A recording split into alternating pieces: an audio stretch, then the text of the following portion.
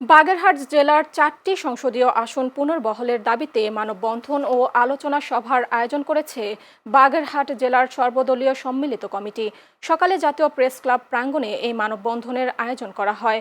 বাগেরহাট জেলার সর্বসাধারণ রাজনৈতিক ব্যক্তিত্ব ও নাগরিক সমাজ মানববন্ধনে উপস্থিত ছিলেন।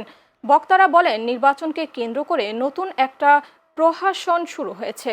পরিকল্পিত চক্রান্ত করে 4টি আসনকে ভেঙে 3টি আসন করা হয়েছে। নির্বাচন কমিশন অতি সত্বর গ্যাজেট করে 4টি আসন পুনর্বহলের দাবি করেন তারা। অন্যথায় জেলার সর্বদলীয় সম্মিলিত পরিষদের নেতৃবৃন্দ সারা বাংলাদেশ থেকে বাগেরহাটকে বিচ্ছিন্ন করে দেওয়ার হুঁশিয়ারি দেন।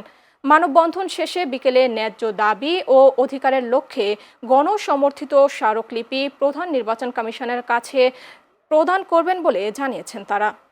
আজকের এই মানববন্ধন এবং এই সমাবেশের মাধ্যমে আমরা সিএসিকে বলতে চাই যে বাগেরহাটের যেই 4টি আসন সেই 4টি পুনর্বহাল রাখতে হবে, না হলে আমাদের বাগেরহাট জেলার সাধারণ মানুষ থেকে শুরু করে সর্বদলীয় সম্মিলিত যেই পরিষদের নেতৃবৃন্দ আছে তারা বাগেরহাটকে সারা বাংলাদেশ থেকে বিচ্ছিন্ন করে দেবে।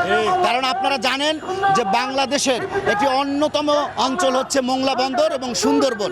আমাদের আগে যখন 4টি আসন ছিল তখনও আমার বাগেরহাটের জনগণ অবহেলিত ছিল, উন্নয়ন হয় নাই, বরাদ্দ সেভাবে আসে নাই, বরাদ্দ আসলেও আমাদের শেখ পরিবার বাগেরহাট শাসন করত বিদায় আমরা অবহেলিত এবং আমাদের এলাকার সম্পদ লুট করে তারা বিদেশে পাচার করেছে।